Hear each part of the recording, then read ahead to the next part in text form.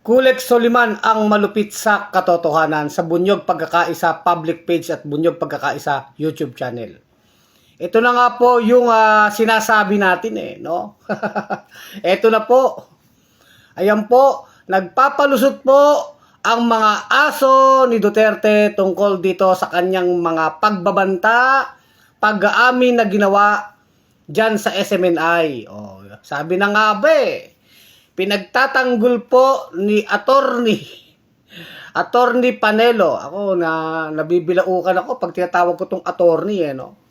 Si Panelo po na talaga ng mga advisor yan ni Duterte nung panahon siya nasa Malacanang. Ayan po, nagpapalusot na po nagpapalusot tungkol dun po sa pag-amin ni Duterte na yung Intel Fund ay ginamit niya para magpapatay ng tao. O, di ba? Sabi ko naman sa inyo, magpapalusot ang mga aso ni Duterte, no? Inamin po kasi sa live po yon, live television. Kasama ang kanyang best friend na si Wanted Kibuloy sa SMNI. Yung pagpatay niya gamit ang Intel Fund. Ang Intel Fund po ay pera ng gobyerno yan Pera ng taong bayan. So, ang sabi ni Duterte doon yan daw ay ginamit niya sa pagpatay ng tao. O, sabi dito ni Duterte, para maalala lang po natin, mga kabunyog, mga kababayan, ang sabi ni Canor, ang intelligence fund, binili ko, pinapatay ko lahat, kaya ganun ang Davao. Yung mga kasama ninyo, pinatigok ko talaga. Yun ang totoo. O, yan po ang direktang sinabi ni Duterte. Live na narinig ng buong Pilipinas at ng buong mundo. At syempre, to the rescue na ngayon, itong si Panelo. Si Attorney Attorney Panonolito, no? Attorney Panelo. Anong sabi ni Panelo? Ay hindi naman daw kasi ganun ang direktang ibig sabihin ni Digong nyo, ni Tatay Digong nila, ni Mayor. Ang ibig daw sabihin niyan ay ginamit daw ni Duterte ang Intel Fund para daw sa mga kaaway ng Estado. O, kita nyo na, babalik na naman yan sa Rebelde NPA tsaka sa mga adik. Yan na naman tayo di ba? Palusot na naman na yun daw ay ginamit sa mga NPA, mga rebelde. Hindi yun ang usapan dyan, Panelo Yung pag-amin ni Duterte na nagpapatay siya ng tao. Maliwanag pinapatay niya. Hindi naman niya sinabing, ito ay ginamit sa programa na ganito. Hindi ganun yun At kung sinasabi natin tungkol sa rebelde, ang laki na ng pondo ng NTF-ELCAC. May pondo rin ang Armed Forces of the Philippines, ang Philippine Army, ang ating sandatahang lakas.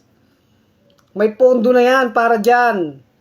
Kung sinasabi niyong rebelde, kung sinabi naman niyang adik, kriminal daw, ginamit sa kriminal, mas lalong baon si Duterte. Dahil meron tayong justice system na sinasabi. Kung nagpapatay siya ng kriminal, di lalong talagang pag-amin nyo na siya ang naging husgado. Inilagay ni Duterte, ni Canor ang bata sa kanyang kamay. Sabi daw kasi, yun kasing Intel Fund ginamit daw para magpapatay ng tao. Di ba? Ang depensa ni Panelo, ginagamit daw against sa mga rebelde at against sa mga kriminal. Kasi daw kailangan ipagtanggol ng pulis ang kanilang sarili. Saan nagkamali si Panelo? Palpak ang logic palpak. Bakit po? Kung pinagtatanggol ng pulis ang kanilang sarili, pagpalagay na, anong kinalaman ng Intel Fund doon? May paggamit ba ng Intel Fund sa on the spot na yung pulis pinagtatanggol niya ang sarili niya? Kung totoo, nananlaban ang mga adik na sinasabi nila. Ano kinalaman ng Intel Fund? Pwede naman bigyan ng pondo ang pulis at meron naman talagang pondo ang pulis dyan. Ang PIDEA may pondo. Ang National Bureau of Investigation may pondo na na-audit ng COA. Ano kinalaman ng Intel Fund? At kung nagpapatay si Duterte, nag-utos siya ng pagpatay ng tao. Sino siya para mag-utos ng pagpatay ng tao? Di ba? Yun ang punto dyan, Panelo. Kaya wala kayong lusot. Walang lusot si Mang Kanor na Panginoon ninyo.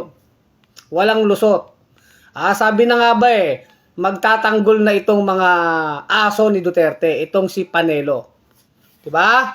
Yan lagi ang kanilang mga depensa. Pag si Panelo. Pag si Duterte, si Kanor, si Mang Kanor ay nadudulas at sumosobra na sa kahambugan, sumosobra na sa kayabangan, ay ang kanyang tagapag-ayos, taga-depensa ng kanyang mga kahambugan, itong sila Panelo, sila Bato. Ang laging sinasabi niya nila Panelo, hindi naman literal yon. Ganito ang ibig sabihin nun. O kaya sasabihin, nagjo-joke lang, nagbibiro lang si Mayor, nagbibiro lang si Kanor. O ngayon, hindi biro yan. O ngayon, binabago ni Panelo yung yung interpretasyon niya.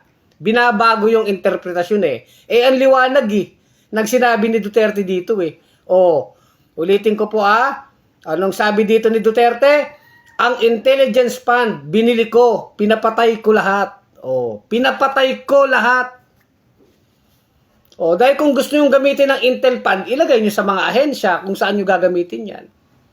Pero pinapatay ko lahat. Kaya ganun ang Davao. Bakit? Ano ba ang Davao? Pang ilan yan sa dami po ng biktima ng rape, sa murder. May statistics dyan.